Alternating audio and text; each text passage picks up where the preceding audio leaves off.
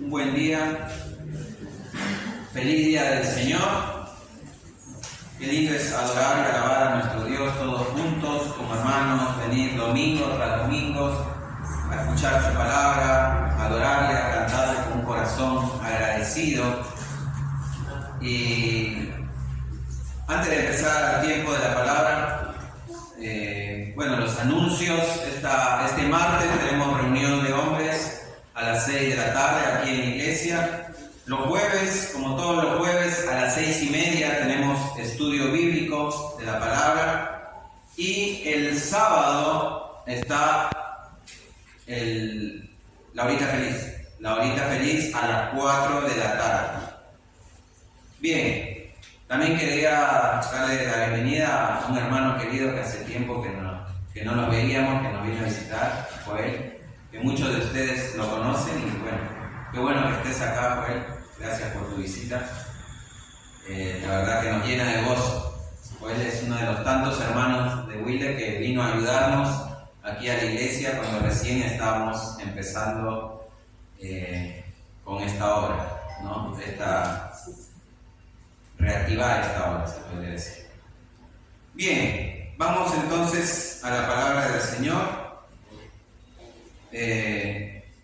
Vamos a orar antes de empezar. Quiero que me acompañen en oración. Dios mío, Señor, Padre amado, Padre santo, te damos gracias en esta mañana. Gracias por tu misericordia, por tu bondad, por tu amor. Gracias porque día a día, Señor, tu misericordia se renueva. Gracias porque podemos estar en esta mañana hoy reunidos para escuchar tu palabra, para saber cuál es tu voluntad, Señor. Y te pido que tu Espíritu Santo esté obrando en nuestros corazones, esté obrando en mi corazón, Señor, para poder predicar tu palabra fielmente. Y que esté obrando también en el corazón de mis hermanos, para que ellos puedan entender, Señor, las verdades que están escritas en tu palabra. Te pido, Señor, y te ruego que tu Espíritu, Señor, transforme nuestros corazones a la imagen de tu Hijo Jesucristo. En el nombre de Jesús te lo pido. Amén. Amén. Bien. Como ya habíamos anunciado anteriormente, hoy vamos a empezar la serie de la Reforma y hoy vamos a ver la sola Escritura. La Biblia, solo la Biblia y nada más que la Biblia. ¿Les suena? Es el lema de nuestra iglesia. Pero ustedes se han puesto a preguntar alguna vez de dónde proviene esa frase. ¿Algún día se pusieron a pensar quién es el que la dijo por primera vez? Esta frase, hermanos, nos remonta al pasado. Esa frase precisamente hace eco en lo que vamos a hablar el día de hoy, que es la doctrina de la sola Escritura. Como les dije, a partir de esta semana y durante 5 semanas más vamos a estar hablando acerca de estas doctrinas, ya que el próximo mes, el mes de octubre, se celebra el mes de la Reforma Protestante. Entonces vamos a estar viendo estas 5 solas de la Reforma. Estas 5 solas son también una introducción a la teología reformada. Ahora, nosotros nos preguntamos, ¿por qué es importante la teología reformada? ¿Por qué es importante? ¿Saben por qué es importante, mis hermanos? Porque la historia es importante. La historia es importante. Alguien dijo por ahí, quien no conoce su historia está condenada a repetirla. Vuelvo a repetir, quien no conoce su historia está condenada a repetir. Y es por eso que en las escuelas también nos enseñan el curso de historia, ¿cierto? Cada uno en diferentes países les enseñan en las escuelas acerca de la historia, acerca de los héroes, de los próceres, de la independencia, su fundación, etcétera, etcétera. Es importante para nosotros saber acerca de la historia. Y esta frase que les acabo de decir, de quien no conoce su historia está condenada a repetirla, esta frase nos invita a reflexionar sobre la importancia de conocer y aprender precisamente nuestra historia. ¿Para qué? Para no cometer los mismos errores que se cometieron en el pasado, para no cometerlos en el presente y en el futuro. Y lo que les digo es algo bíblico. Quiero que vayan en sus Biblias ahí a 1 Corintios capítulo 10, versículos del 1 al 12.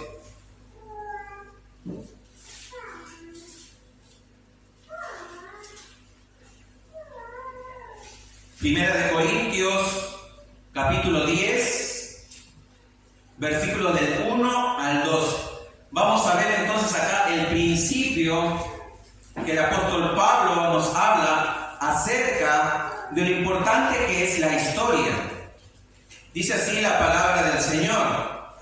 El apóstol Pablo dice, empieza el versículo 10, 1 Corintios 10, del 1 al 10 dice, empieza diciendo, porque no quiero que ignoréis, hermanos. ¿Vieron? Empieza diciendo que no quiero que ignoren lo que les voy a decir a continuación. No quiero que ignoréis, hermanos, que nuestros padres todos estuvieron bajo la nube y todos pasaron por el mar.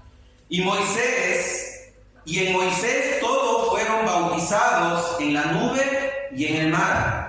Y todos comieron el mismo alimento espiritual, y todos bebieron la misma bebida espiritual, porque bebían de una roca espiritual que los seguía, y la roca era Cristo. Sin embargo, Dios no se agradó de la mayor parte de ellos, pues quedaron tendidos en el desierto. Y observen lo que dice el versículo 6. Estas cosas sucedieron como ejemplo para nosotros, a fin de que no codiciemos lo malo como ellos lo codiciaron.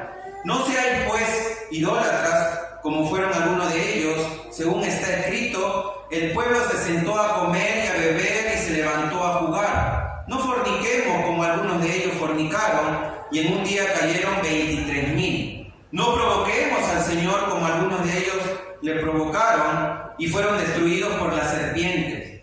Ni murmuréis como algunos de ellos murmuraron y fueron destruidos por el destructor. Y otra vez, miren, observen de nuevo ahora el versículo 11. Estas cosas, le dice el apóstol Pablo a los Corintios, les sucedieron como ejemplo y fueron escritas como enseñanza para nosotros, para quienes ha llegado el fin de los siglos. Por tanto, el que cree que está firme, tenga cuidado, no sea que caiga. Amén. ¿Se dieron cuenta cómo el apóstol Pablo les recuerda la historia en la época de Moisés a los corintios? Y les dice que todas estas cosas le sucedieron a ellos, cómo fueron ellos idólatras, cómo abandonaron a Dios y cómo cayó juicio sobre ellos. Y dice que le sucedieron a ellos como ejemplo y fueron escritas para nuestra enseñanza, para nosotros. Es por eso, mis hermanos, lo importante que es la historia, para no volver a cometer los mismos errores del pasado.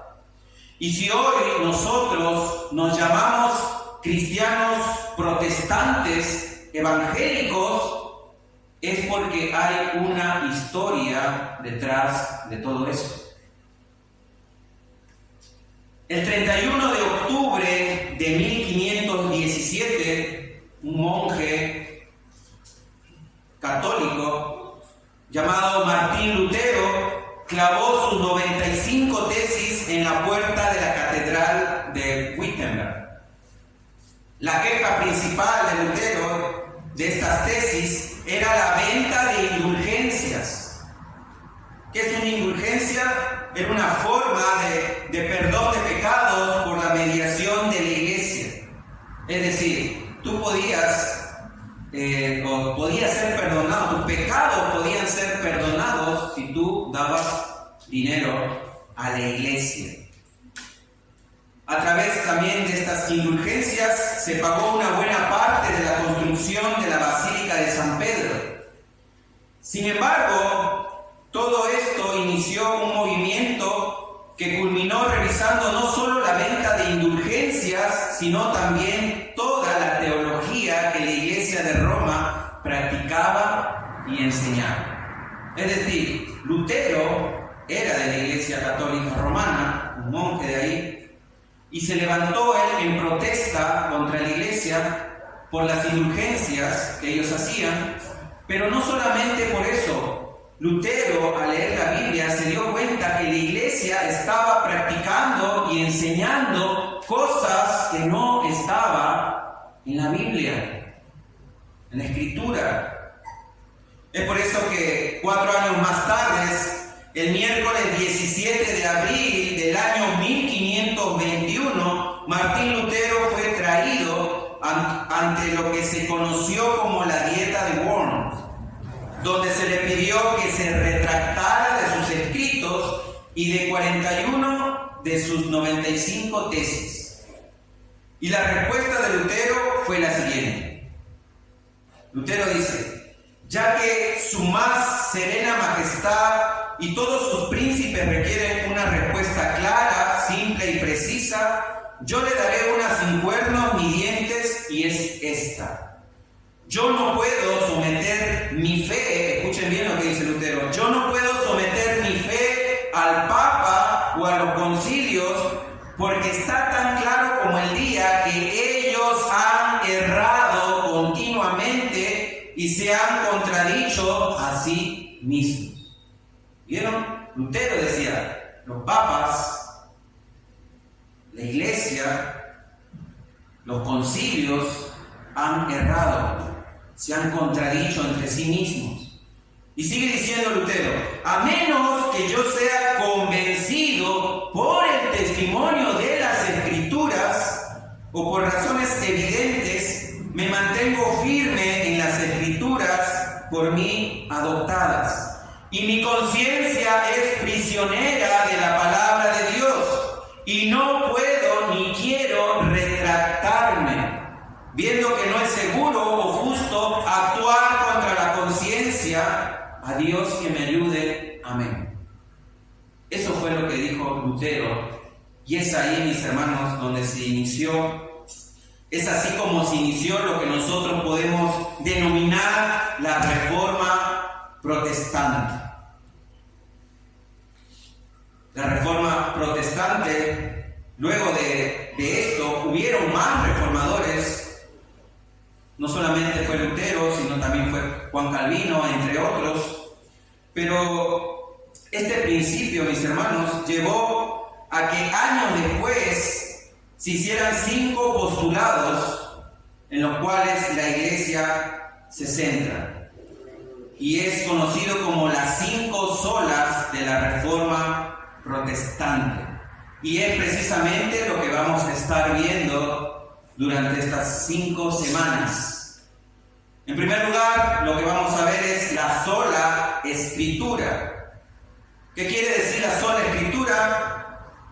La definición es que es la palabra de Dios, es la máxima autoridad en materia de fe y práctica. Por tanto, nada que contradiga la revelación de Dios puede regular la vida del creyente. Y eso es lo que vamos a profundizar el día de hoy. Pero también están las otras 4, pero la sola Escritura es la base para las otras 4. Está también solus Christus, o solo Cristo, que significa que la salvación se encuentra solo en la persona de Cristo, excluyendo así todo otro camino para llegar a Dios. Está también la sola gratia o sola gracia, y es que la salvación es un don de Dios. Por tanto, es algo que el pecador recibe de forma inmerecida, basada en los méritos de Cristo alcanzados durante su vida, muerte y resurrección. Luego también veremos sola fide o sola fe. La salvación solo puede ser recibida cuando ponemos nuestra fe en aquel que murió por nosotros, excluyendo la posibilidad de que nuestras obras puedan contribuir en algo. Y por último también estaremos viendo soli Deo gloria, o solo a Dios la gloria. El propósito de la salvación que recibimos es glorificar a Dios. Es decir, si hemos sido salvados es para glorificar a Dios y poner de manifiesto sus excelencias o virtudes de su carácter. Eso es lo que vamos a estar viendo. Bien, entonces empecemos con sola escritura. Y esto está escrito en latín, si se dieron cuenta. Sola escritura está escrita en latín y en castellano significa solo escritura. Y como les dije anteriormente, la definición de este término es que quiere decir que solo la Biblia, nada más que la Biblia, es nuestra máxima autoridad para nuestra vida. Es nuestra norma de fe y práctica. Solo la Biblia y nada más que la Biblia. Si bien puede ser útil estudiar las tradiciones, los credos, confesiones de fe y demás, la Biblia, hermano, está por encima de todos esos artículos, incluso de los más importantes, porque la Biblia nos dice con certeza qué creer y cómo vivir. Y quiero que ahora sí me acompañen para entender mejor esto. La segunda de Pedro, capítulo 1, segunda de Pedro 1, del 20 al 21.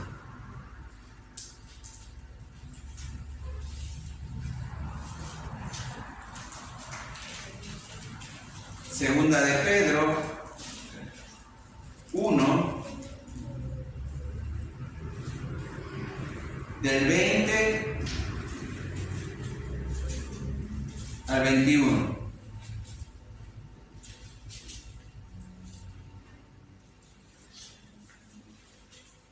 Este pasaje nos va a ayudar a entender por qué nosotros los cristianos creemos en la sola escritura. ¿Por qué es importante para nosotros la sola escritura?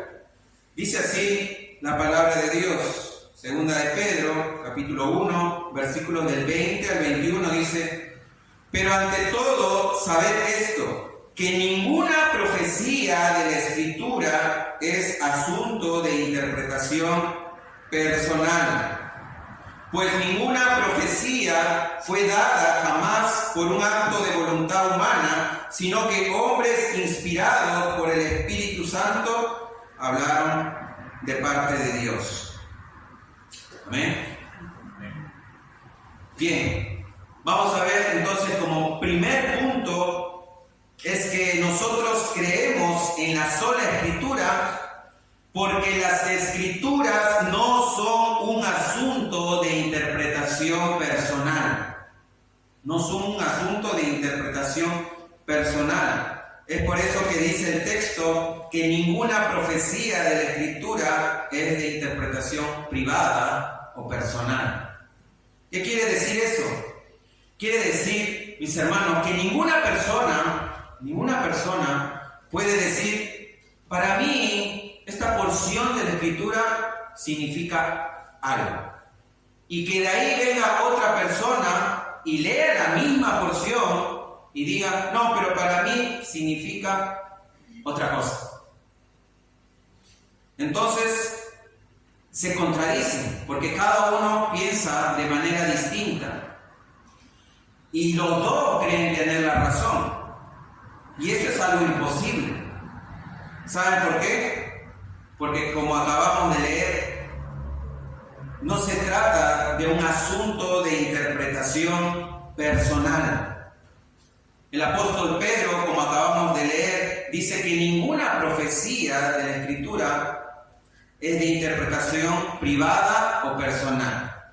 Nadie puede decir, yo puedo interpretar la Biblia como se me da la gana. No podemos interpretar la Biblia como se nos da la gana y decir, yo creo que el texto dice eso. Y les digo esto porque una vez escuché a un falso predicador decir que el pecado de Adán y Eva en el Edén fue no diezmar a Dios. ¿Dónde vemos eso en la Escritura? No existe. Pero él asegura que el pecado de Adán y Eva fue no diezmar a Dios. Su interpretación. Hermanos, no podemos decir algo que la Biblia no dice.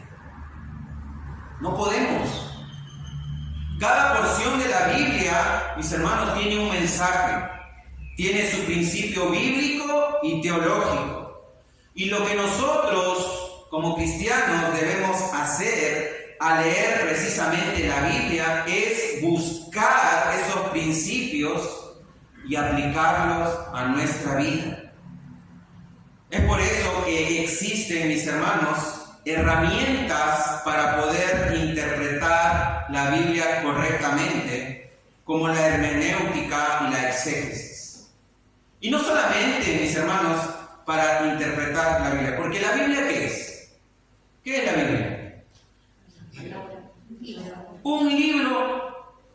La Biblia es un conjunto de libros, ¿cierto?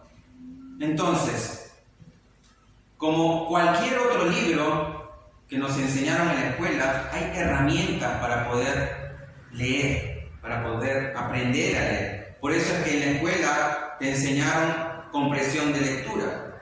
Hay reglas gramaticales que nosotros debemos respetar. Está la sintaxis, etcétera, etcétera, confusiones. Entonces, mis hermanos, no podemos leer la Biblia como nosotros querramos. Hay reglas, hay herramientas. Y por ejemplo, nosotros en la reunión de hombres, que lo hacemos cada 15 días los martes, estudiamos la Biblia con el método inductivo, el método COSA, donde las siglas de COSA son la C de contexto, la O de observación, la S de significado y la A de aplicación para nuestras vidas. Ese es uno de los tantos métodos que existe para estudiar la Biblia. Es por eso que nosotros, cuando estudiamos los martes, antes de leer, antes de interpretar el texto, primero, ¿qué hacemos? Miramos el contexto. ¿Qué es lo que dice el contexto acerca de ese pasaje? Luego hacemos observación, observamos qué dice el texto, qué es lo que quiere decir el texto. Luego vemos la interpretación o qué significa el texto. Una vez que recién nosotros hemos hecho todos estos pasos, recién podemos aplicar la verdad que está en la Biblia a nuestras vidas. Y las aplicaciones, mis hermanos, pueden variar, pero el texto debe significar lo que significó para su audiencia original. Eso es a lo que nosotros en teología llamamos exégesis. Debemos buscar el significado que quiso dar el autor para la audiencia en ese entonces. Si bien la Biblia es escrita para todos, tuvo un contexto y un significado para esas personas en particular, como por ejemplo la carta de Pedro. Fue escrita para personas en particular, pero también es la palabra de Dios y podemos sacar de ahí principios bíblicos y teológicos y aplicarlos a nuestras vidas. Y el apóstol Pedro nos advierte del peligro que hay al tergiversar la palabra de Dios, al interpretar la palabra de Dios como se nos da la gana. Segunda de Pedro, ahí nomás, capítulo 3, versículos del 15 al 16.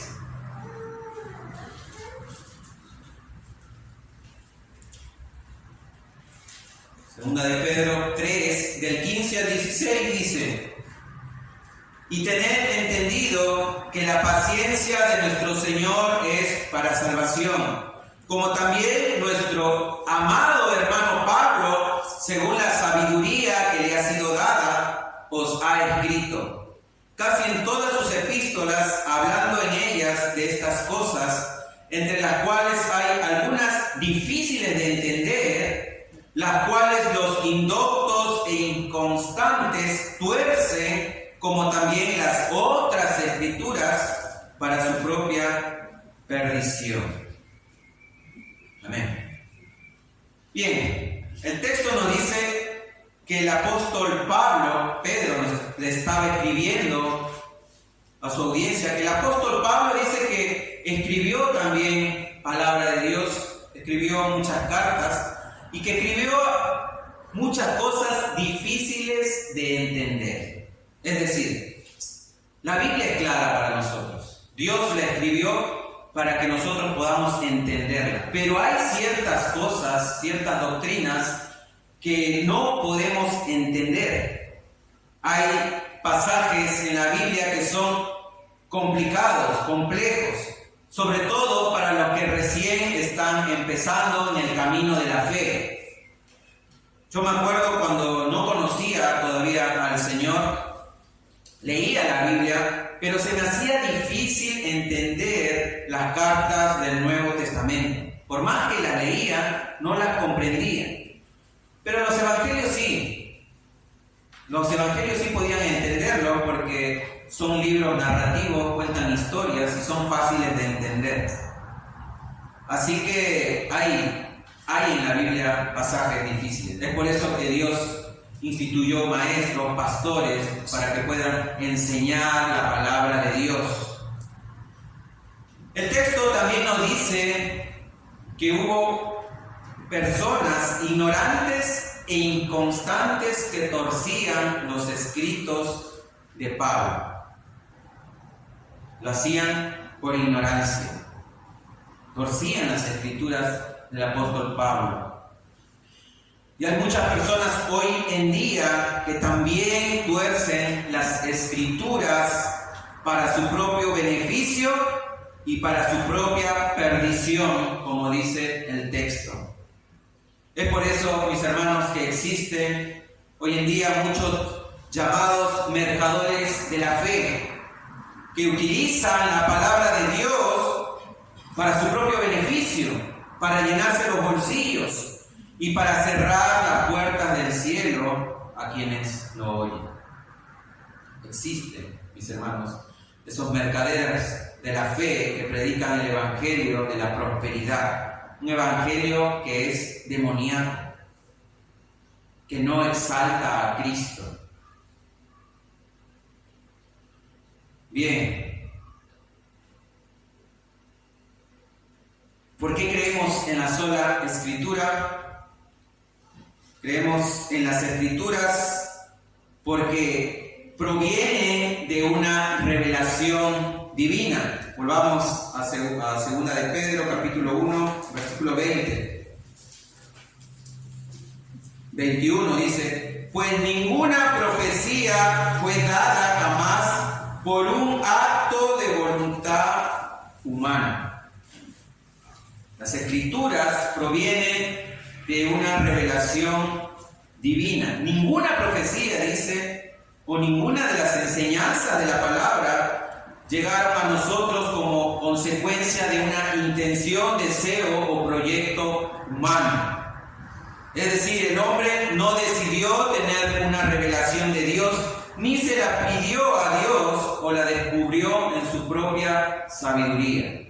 Es decir, no es que un día Moisés se levantó y dijo: bueno, hoy día voy a escribir cómo es que se crearon los cielos, la tierra.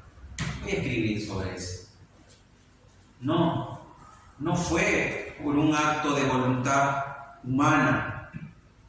Fue Dios quien le reveló a Moisés cómo es que se creó la tierra, el universo. Fue Dios quien le reveló a Moisés y le dio esa sabiduría para que escribiera esos 5 libros que nosotros conocemos como el Pentateuco. No fue algo o producto del deseo de Moisés, de la sabiduría de Moisés. Porque ¿de dónde iba a sacar Moisés toda esa sabiduría que encontramos en la Biblia? Todas esas leyes, todos esos mandamientos. Así que debemos entender, mis hermanos, que la Biblia proviene de una revelación divina, no humana. La Biblia es divina. Y como la Biblia es divina, todo creyente debe tratar a la Biblia como tal. ¿Cómo tratas la Biblia, hermano, cuando la lees? ¿Eres consciente de que estás leyendo un libro divino y sobrenatural que procede del corazón de Dios?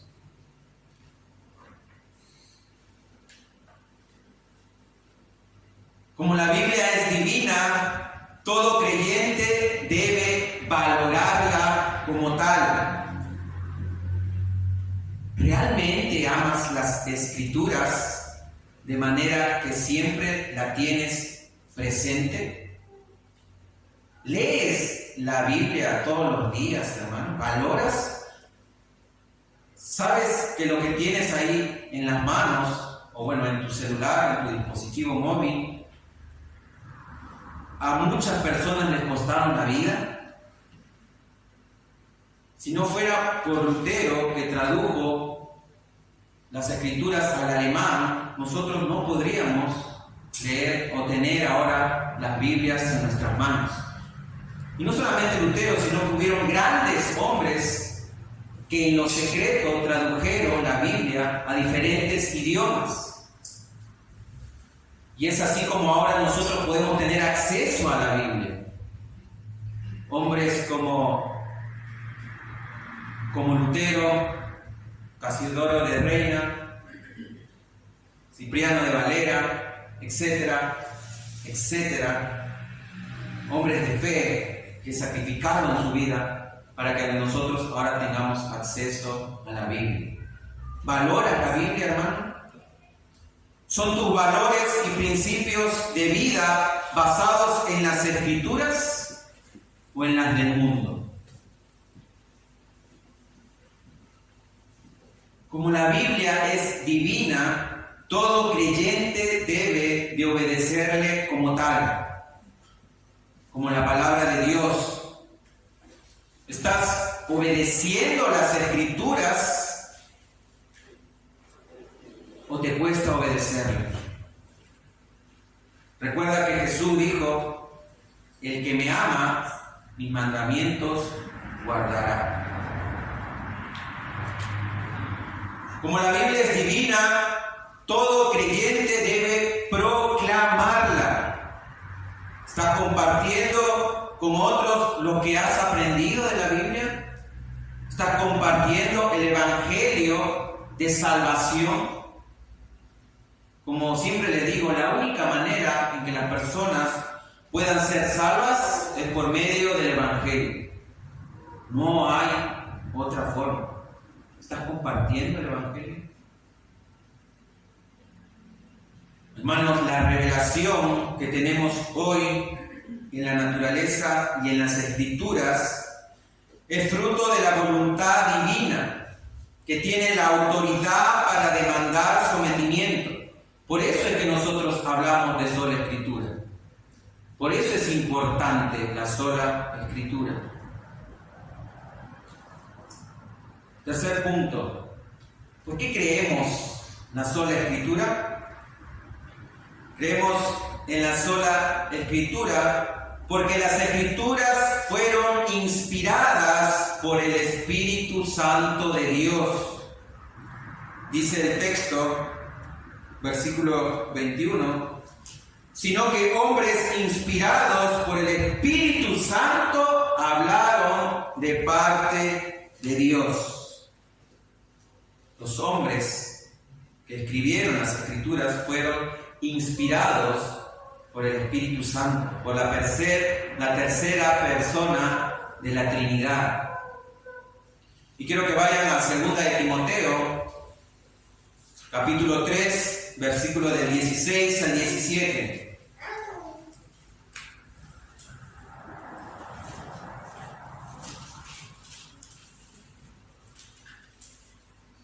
Segunda de Timoteo 3, del 16 al 17, un pasaje muy conocido.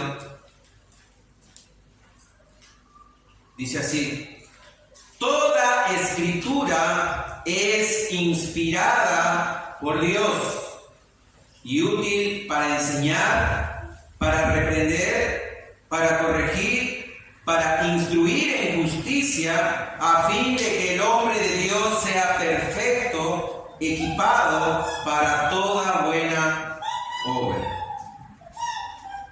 Y en el texto dice que toda escritura es inspirada por Dios. Y la palabra griega para inspirada en ese texto es theopneustos, que está compuesto por dos palabras, que theo significa Dios y neustos, soplado, alentado, expirado.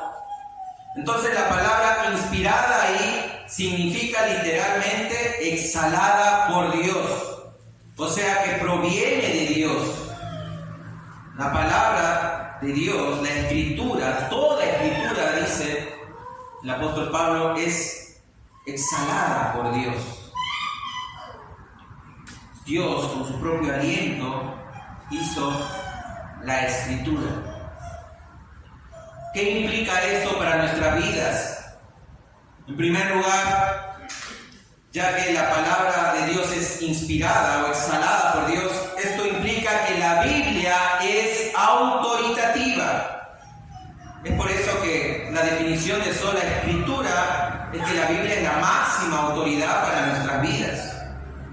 Todo lo que lees, hermano, hermana, todo lo que lees en la Biblia viene de Dios mismo.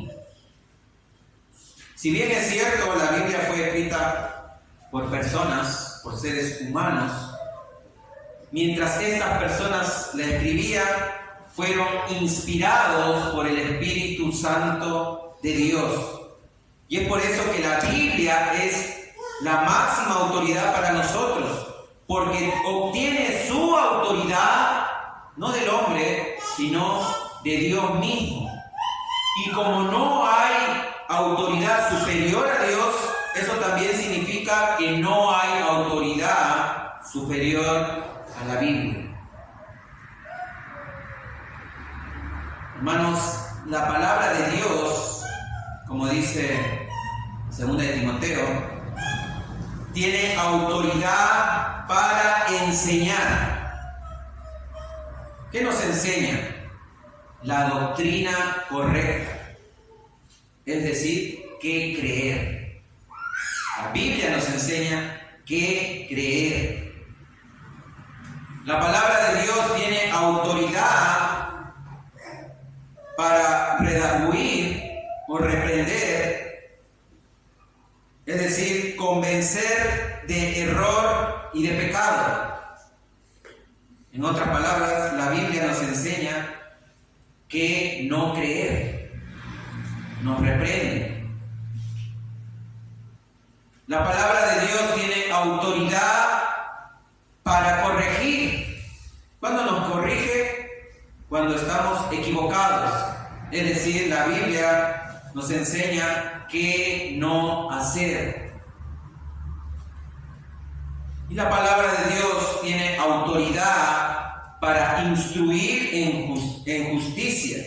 Es decir, educarnos a nosotros en una vida de rectitud. Es decir, mis hermanos, la palabra de Dios nos dice qué hacer. Nos dice qué creer, qué no creer, qué no hacer y qué hacer. Ya que la Biblia es inspirada por Dios, no solamente es autoritativa, sino que también implica otra cosa. Que la Biblia es inerrante. ¿Qué quiere decir inerrante? Que no tiene o no contiene errores. Y no tiene errores, ¿por qué? Porque Dios mismo fue quien la inspiró. Y Dios por naturaleza es perfecto. Uno de los atributos de Dios es que es perfecto. Si nosotros decimos que la Biblia tiene errores, estaríamos diciendo entonces que Dios es imperfecto. Y no es así. Miren lo que dice el Concilio Internacional de Inerrancia Bíblica que se reunió en Chicago en 1978. Y en su artículo 2 dice: afirmamos que las Escrituras son la norma suprema que ata la conciencia y que la autoridad de la Iglesia está subordinada a las Escrituras. Negamos que los credos de las iglesias, los concilios o declaraciones tienen una autoridad superior o igual a la autoridad de la Biblia. Hermanos, no hay nada que sea superior a la Biblia. Sola Escritura significa entonces que la Escritura es inspirada por Dios. Nuestros sermones no son inspirados por Dios. Nuestras alabanzas no son inspiradas por Dios. Ningún catecismo es inspirado por Dios. Ninguna confesión de fe es inspirado por Dios. O en el mejor de los casos, solo pueden estar basados en aquello que Dios ya ha inspirado. Para terminar, algunas conclusiones para terminar. Sola Escritura implica que la palabra de Dios es la máxima autoridad del creyente y que todas sus enseñanzas demandan obediencia de parte de los hombres, que de no suceder incurren en pecado. La Biblia, mis hermanos, como les dije, nos enseña qué hacer, cómo obedecer. Y si no lo hacemos, estamos en pecado. ¿Por qué les digo esto? Porque hoy en día, lamentablemente, muchas iglesias han abandonado la sola Escritura. La Biblia ya no es la máxima autoridad. La palabra de Dios ya no es la máxima autoridad en muchas iglesias, sino que la máxima autoridad para estas iglesias o pseudoiglesias son, por ejemplo, las revelaciones. En muchas iglesias hay profetas, falsos apóstoles, los cuales se atreven a decir: Dios me habló, Dios me dijo, y empiezan a profetizar a las personas y a decirles cómo deben vivir, con falsas promesas, falsas revelaciones, falsas profecías. Y es así como se manejan hoy en día. Han dejado de lado la sola Escritura. Otros se rigen no por la Escritura, sino también por los sueños.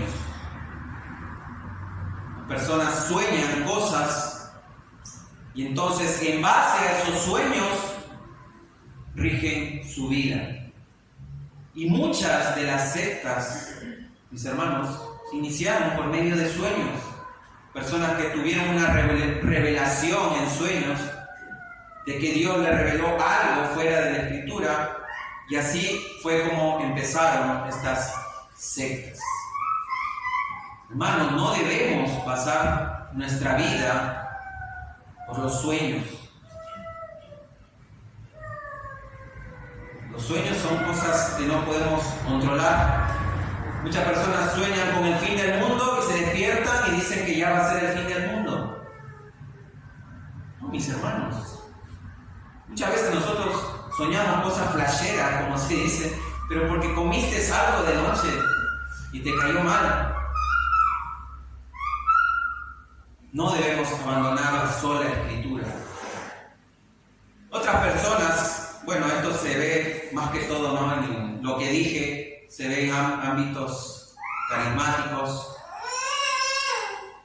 pero otras personas, mis hermanos, en el ámbito incluso reformado, no se basan en la sola Escritura, sino que basan su vida en sus sentimientos y emociones, que también es algo contradictorio. Muchas personas dicen, no, hoy no tengo ganas de ir a la iglesia, y no van. ¿Vieron? ¿Se rige? ¿Se rige por la sola Escritura? No, se rige por sus sentimientos. Hoy estoy triste, no voy a ir a la iglesia. Hoy estoy deprimido, no tengo ganas de leer la Biblia, no tengo ganas de orar. ¿Por qué? Porque se guían por sus sentimientos, por sus emociones. Alguien por ahí me dijo, pero sí, Dios no creó con sentimientos y con emociones. Pero la Biblia dice que nuestro corazón es engañoso y perverso más que todas las cosas. Así que no debemos tampoco guiarnos por nuestros sentimientos o emociones. Debemos guiarnos por la palabra de Dios. Porque si no, como les dije en un principio, estamos cayendo en pecado. Hoy en día en este país está esta ley del casamiento de género igualitario. ¿Y ellos en qué se basan? Nos amamos. Sentimentalismo. ¿Pero qué dice la palabra de Dios? Eso está mal. Así que, mis hermanos, no debemos basar nuestra vida por sentimientos, emociones, revelaciones, sueños, ni nada. Debemos basarlo solo en la Escritura. Segunda conclusión. Como la Biblia es la revelación de Dios, entonces ninguna porción de la Escritura es de interpretación personal, como vimos anteriormente. Y la primera regla de interpretación que nosotros debemos entender es que la palabra interpreta a la palabra. Es decir, la Biblia se interpreta a sí misma. La palabra de Dios no se puede contradecir, no se contradice.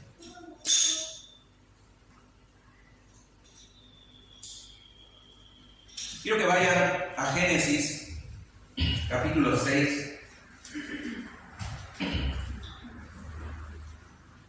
para entender esta regla, la primera regla de interpretación. Génesis 6, del 6 al 7.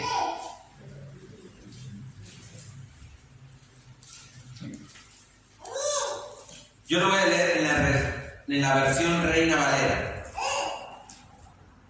Génesis 6, del 6 al 7, dice: Y se arrepintió Jehová de haber hecho al hombre en la tierra, y le dolió en su corazón.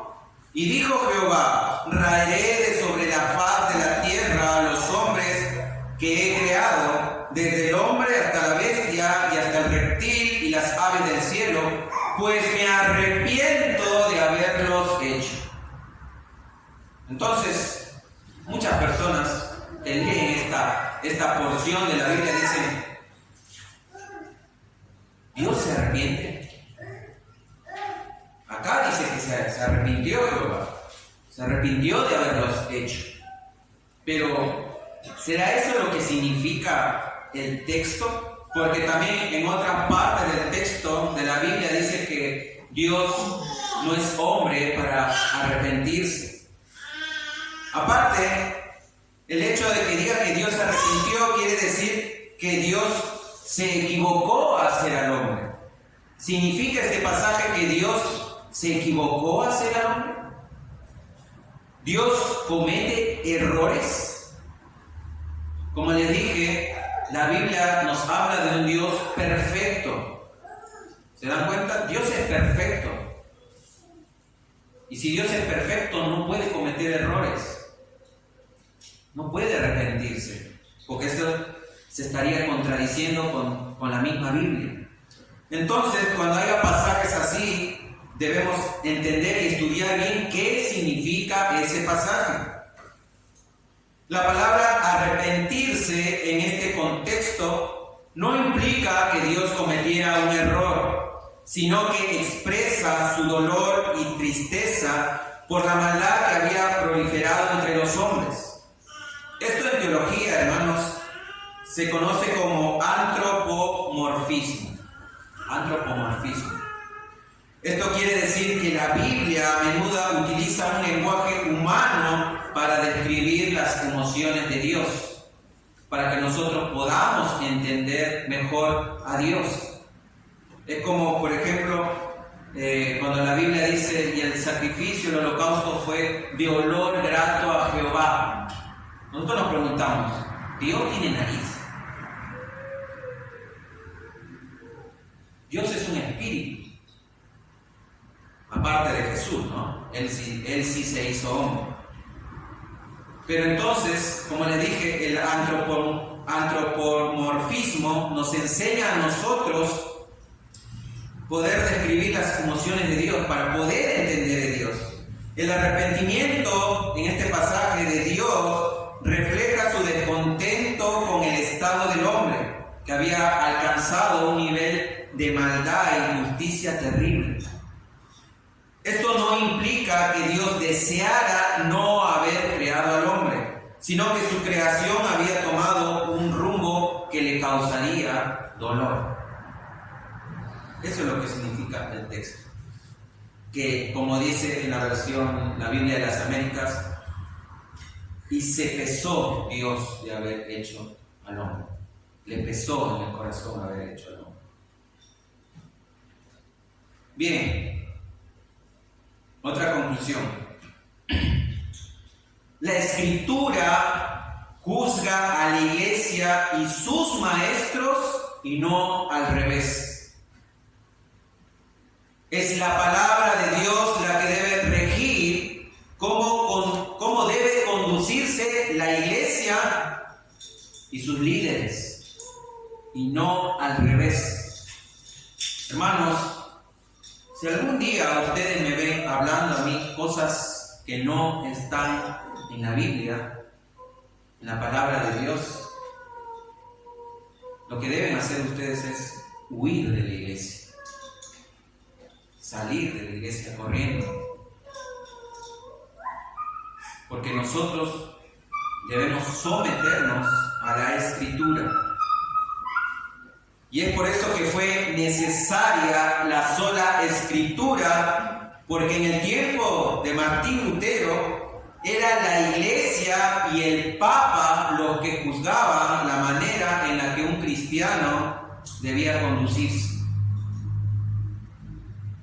La Iglesia Católica Romana en ese entonces había introducido una serie de tradiciones religiosas no avaladas por la palabra de Dios, y que los feligreses estaban obligados a cumplir.